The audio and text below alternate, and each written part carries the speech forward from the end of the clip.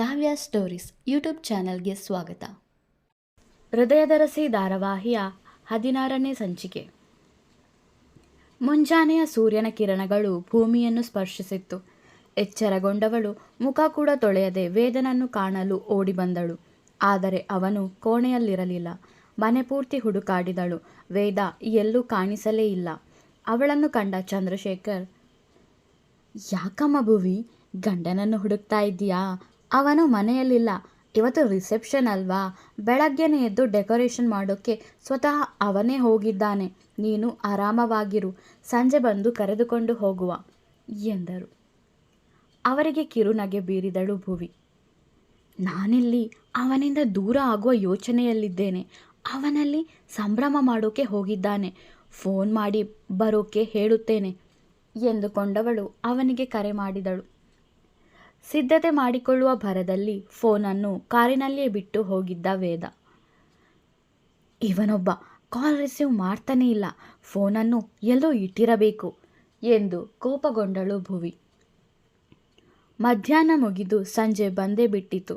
ಎದೆಯಲ್ಲೇಕೋ ಢವಢವ ಶುರುವಾಗಿತ್ತು ಭುವಿಗೆ. ವೇದ ತುಂಬ ಅದ್ದೂರಿಯಾಗಿಯೇ ತಯಾರಿ ನಡೆಸಿರುತ್ತಾನೆ ರಿಸೆಪ್ಷನ್ಗೆ. ಯಾವತ್ತೂ ಅದ್ದೂರಿ ಮದುವೆಗೆ ಹೋಗಿಲ್ಲ ನಾನು. ಇವತ್ತು ನನ್ನದೇ ರಿಸೆಪ್ಷನ್. ತುಂಬ ದೊಡ್ಡವರೆಲ್ಲ ಬಂದಿರುತ್ತಾರೆ. ನಾನೇಗೆ ಅವರ ಮುಂದೆ ಹೋಗಲಿ? ನನಗೆ ಮುಜುಗರವಾಗುತ್ತದೆ ಎಂದು ಕೋಣೆಯಲ್ಲೇ ಕೂತಿದ್ದಳು ಭುವಿ. ಲೇ, ಇನ್ನೂ ಏನು ಕೂತ್ಕೊಂಡು ಮೀನಾಮೇಷ ಎನಿಸ್ತಾ ಇದ್ಯಾ? ಬೇಗ ತಯಾರಾಗಿ ಬಾರೆ ಎಂದು ಸುಧಾ ಗದರಿದರು. ತಂದಿದಾನಲ್ವೇನೆ ನಿನ್ನ ಗಂಡ ಲಕ್ಷ ಕೊಟ್ಟು ಬಟ್ಟೆ ಒಡವೆನ, ಸಿಂಗಾರ ಮಾಡ್ಕೊಂಡು ಬಾ ಎಂದು ಶಾಂಭವಿ ಗದರಿದರು. ವೇದ ತಂದುಕೊಟ್ಟ ಗೌನನ್ನು ಹಿಡಿದು ನೋಡಿದಳು. ತುಂಬ ಚೆನ್ನಾಗಿತ್ತು. ತುಂಬ ಚೆನ್ನಾಗಿದೆ ಕಣೋ ಬಟ್ಟೆ, ಆದರೆ ಇದನ್ನು ಹಾಕುವ ಯೋಗ್ಯತೆ ನನಗಿಲ್ಲ ಎಂದವಳು ತನ್ನ ಬಳಿ ಇದ್ದ ನೀಲಿ ಬಣ್ಣದ ಸಾರಿ, ಅದಕ್ಕೊಪ್ಪುವ ಬ್ಲೌಸ್, ಕಿವಿಗೊಂದು ಪುಟ್ಟ ಓಲೆ, ಕತ್ತಲ್ಲಿ ಲಕ್ಷ್ಮಿಯ ಪುಟ್ಟ ಸರದ ಜೊತೆಗೆ ವೇದ ಕಟ್ಟಿದ ತಾಳಿ, ಕೈಯಲ್ಲಿ ಸ್ವಲ್ಪ ಕೈಬಳೆ, ಮುಖಕ್ಕೆ ಏನೂ ಹಚ್ಚಿಕೊಂಡಿರಲಿಲ್ಲ. ಹಣೆಯಲ್ಲಿ ನೀಲಿ ಬಣ್ಣದ ಬಿಂದಿಯನ್ನೇ ಹಾಕಿ ಹೊರಟವಳು ಸಹಜವಾಗಿ ಸುಂದರವಾಗಿ ಕಾಣುತ್ತಿದ್ದಳು. ಕೋಣೆಯಿಂದ ಹೊರಬಂದವಳನ್ನು ಕಂಡವರು, ನಿನ್ನ ಯೋಗ್ಯತೆ ಏನೆಂದು ಅರ್ಥ ಮಾಡಿಕೊಂಡೆ ಅನ್ನಿಸುತ್ತದೆ ಎಂದರು ಶಾಂಭವಿ. ಅವರನ್ನು ತಲೆ ಎತ್ತಿಯೂ ನೋಡದೆ ಅಲ್ಲಿಂದ ಹೋದಳು ಭುವಿ. ಇವಳು ಈ ರೀತಿ ತಯಾರಾದದ್ದನ್ನು ನೋಡಿ ವೇದನಿಗೆ ಖಂಡಿತ ಕೋಪ ಬರುತ್ತದೆ. ಆನಂತರ ಹೇಗಾದರೂ ಬೆಂಕಿ ಹಚ್ಚಿ ಇನ್ನೂ ಕೋಪ ಹೆಚ್ಚಾಗುವಂತೆ ಮಾಡಿದರೆ ಖಂಡಿತ ಇವರಿಬ್ಬರೂ ದೂರ ಆಗಿಯೇ ಆಗುತ್ತಾರೆ ಅಂದುಕೊಂಡರು ಶಾಂಭವಿ ಹಾಗೂ ಸುಧಾ. ಮನೆಗೆ ಬಂದ ವೇದ ಭುವಿಯನ್ನು ಕಂಡು, ಯಾಕೋ ಹೊಸ ಬಟ್ಟೆ ಹಾಕಿಲ್ವಾ? ಇಷ್ಟ ಆಗಲಿಲ್ವಾ ಎಂದು ವೇದ ಕೇಳಿದಾಗ, ನನಗೆ ಇಷ್ಟ ಆಗಲಿಲ್ಲ. ಇವಾಗೇನು, ಈ ಸಾರಿ ಚೆನ್ನಾಗಿಲ್ವಾ? ನಾನು ಇದನ್ನೇ ಹಾಕಿ ಬರುವುದು. ಇಲ್ಲ ಅಂದರೆ ಬರಲ್ಲ, ನೀನೊಬ್ಬನೇ ಹೋಗು ಎಂದು ಭುವಿ ಹೇಳಿದಾಗ, ನಾನೊಬ್ಬನೇ ಹೋಗಿ ಏನು ಮಾಡಲಿ? ನೀನು ಏನು ಹಾಕಿದರೂ ನನಗೆ ಚಂದಾನೆ ಎಂದವನು ಅವಳನ್ನು ಕರೆದುಕೊಂಡು ಹಾಲ್ನತ್ತ ನಡೆದ. ಕಾರಿನಿಂದ ಕೆಳಗಿಳಿದವಳು ದೊಡ್ಡದಾದ ಕನ್ವೆನ್ಷನ್ ಹಾಲ್ನ ಮುಂದೆ ನಿಂತಳು. ಬಲಗಡೆ ನೋಡಿದಾಗ ವೇದ ಹಾಗೂ ಭುವಿಯ ದೊಡ್ಡದಾದ ಚಿತ್ರಪಟ. ಯಾವತ್ತೋ ಒಮ್ಮೆ ಇಬ್ಬರು ಜೊತೆಯಾಗಿ ನಿಂತು ಸೆಲ್ಫಿ ತೆಗೆದದ್ದಾಗಿತ್ತು. ಅದರ ಕೆಳಗೆ ವೇದಾಂತ್ ಹಾಗೂ ಭುವನೇಶ್ವರಿಯ ಆರತಕ್ಷತೆಗೆ ಸ್ವಾಗತ ಎಂದು ಬರೆದಿತ್ತು. ಹಾಗೆ ಮುಂದಕ್ಕೆ ಬಂದರೆ ಭುವಿಯ ಶಾಲೆಯ ಮಕ್ಕಳೆಲ್ಲ ಗುಲಾಬಿ ಹೂವನ್ನು ಕೈಯಲ್ಲಿ ಹಿಡಿದು ಅವಳು ಒಳಗೆ ಬಂದ ತಕ್ಷಣ ಅದನ್ನು ಅವಳ ಕೈಯಲ್ಲಿ ಕೊಟ್ಟು ವಿಶ್ ಮಾಡಿದರು. ತನ್ನ ವಿದ್ಯಾರ್ಥಿಗಳನ್ನು ಕಂಡು ಖುಷಿಯಾಗಿತ್ತು ಅವಳಿಗೆ. ಸುತ್ತಲೂ ಬಣ್ಣ ಬಣ್ಣದ ವಿದ್ಯುತ್ ದೀಪಗಳಿಂದ ಅಲಂಕಾರಗೊಳಿಸಲಾಗಿತ್ತು. ದೀಪಗಳ ಊರಿಗೆ ನಡೆದಂಥ ಅನುಭವ. ಅವಳ ಕೈ ಹಿಡಿದು ಮುಂದಕ್ಕೆ ನಡೆದವನು ಸ್ಟೇಜ್ ಮೇಲೆ ಕರೆ ತಂದಿದ್ದ. ಹೃದಯಾಕಾರದಲ್ಲಿ ನಿರ್ಮಿಸಿದ್ದ ಆಕೃತಿಯ ಒಳಗೆ ವೇದಾಂತ್ ಹಾಗೂ ಭುವನೇಶ್ವರಿ ಎಂದು ಬರೆದಿತ್ತು. ಸ್ಟೇಜ್ನ ಪಕ್ಕದಲ್ಲೇ ವಿಡಿಯೋ ಪ್ಲೇ ಮಾಡಲಾಗಿತ್ತು. ಭುವನೇಶ್ವರಿ ಹಾಗೂ ವೇದಾಂತ್ ಚಿಕ್ಕ ವಯಸ್ಸಿನಿಂದ ಮದುವೆ ಆಗುವವರೆಗಿನ ಚಿತ್ರಪಟಗಳನ್ನು ವಿಡಿಯೋ ಮುಖಾಂತರ ಪ್ಲೇ ಮಾಡುವಂತೆ ಹೇಳಿದ್ದ ವೇದ. ಇಬ್ಬರು ಸ್ಟೇಜ್ ಮೇಲೆ ನಿಂತಿದ್ದರು. ನಿನಗೆ ನನ್ನ ಮೇಲೆ ಎಷ್ಟೇ ಕೋಪ ಬೇಸರ ಇದ್ದರೂ ನಾನು ಹಾಕಿದ ಶರ್ಟ್ನ ಬಣ್ಣದ ಸೀರೆಯನ್ನೇ ನೀನು ಹಾಕಿರುವೆ. ಮನದಲ್ಲಿ ಬೆಟ್ಟದಷ್ಟು ಪ್ರೀತಿ ಇದೆ. ಮುಂದೆ ತೋರಿಸಿಕೊಳ್ಳಲು ಇಷ್ಟವಿಲ್ಲ. ಇಷ್ಟವಿದ್ದರೂ ಮನಸ್ಸಿಲ್ಲ. ಎಲ್ಲವೂ ನನ್ನ ಕೈ ಮೀರಿ ನಡೆಯಿತು. ಆಗಿರುವ ಎಲ್ಲ ತಪ್ಪನ್ನು ಸರಿ ಮಾಡಲು ಪ್ರಯತ್ನಿಸುವೆ ಎಂದು ಅವಳ ಕಿವಿಯಲ್ಲಿ ಹೇಳಿದವನು ಅವಳ ಬೆರಳಿಗೆ ಉಂಗುರ ತೊಡಿಸಿದನು. ಅವನನ್ನೇ ನೋಡಿದವಳ ಬಳಿ, ನಮ್ಮಿಬ್ಬರಿಗೆ ಎಂಗೇಜ್ಮೆಂಟ್ ಆಗಿರಲಿಲ್ಲ ಅಲ್ವಾ, ಅದಕ್ಕೆ ಇವಾಗ ಮಾಡಿಕೊಳ್ಳೋಣ ಅಂತ. ತಗೋ, ನೀನು ನನಗೆ ಹಾಕು ಎಂದು ಮತ್ತೊಂದು ಉಂಗುರವನ್ನು ಕೊಟ್ಟನು.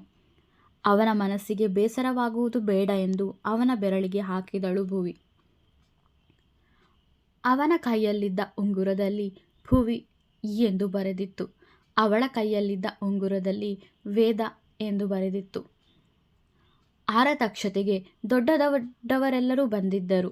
ರಾಜಕೀಯ ವ್ಯಕ್ತಿಗಳು, ಪೊಲೀಸ್ ಅಧಿಕಾರಿಗಳು ಭುವಿ ವೇದಾಗೆ ಶುಭಾಶಯ ಕೋರಿ ಹೋಗುತ್ತಿದ್ದರು. ಬಂದವರೆಲ್ಲ, ಎಷ್ಟು ಮುದ್ದಾಗಿದೆ ಜೋಡಿ ಎಂದು ಹೇಳುತ್ತಿದ್ದರು. ಶಾಂಭವಿ ಹಾಗೂ ಸುಧಾ ಒಳಗೊಳಗೆ ಉರಿದು ಹೋಗಿದ್ದರು.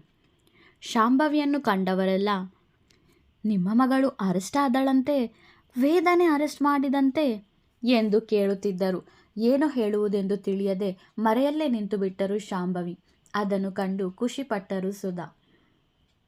ವಿನಯ್ ಬಂದವನೇ ಶುಭಾಶಯ ಕೋರಿ ಜೊತೆಗೆ ಫೋಟೋಗಳನ್ನು ತೆಗೆದು ನಂತರ ಇಬ್ಬರನ್ನೇ ಸ್ಟೇಜ್ನಲ್ಲಿ ಬಿಟ್ಟು ಡ್ಯಾನ್ಸ್ ಮಾಡುವಂತೆ ಹೇಳಿದನು. ವೇದ ಡ್ಯಾನ್ಸ್ ಮಾಡಲು ಮುಂದಾದ. ಭುವಿ ಮಾತ್ರ ಒಪ್ಪಲೇ ಇಲ್ಲ. ವಿನಯ್ ತುಂಬ ಒತ್ತಾಯ ಮಾಡಿದ ನಂತರ ಒಪ್ಪಿದಳು.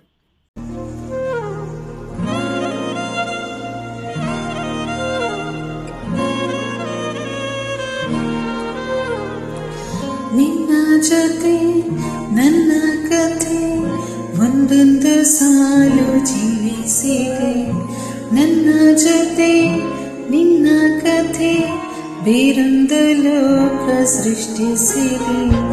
ಎಂದು ಹೀಗೆ ಆಗಿಲ್ಲ, ಏನು ಇದರ ಸೂಚನೆ?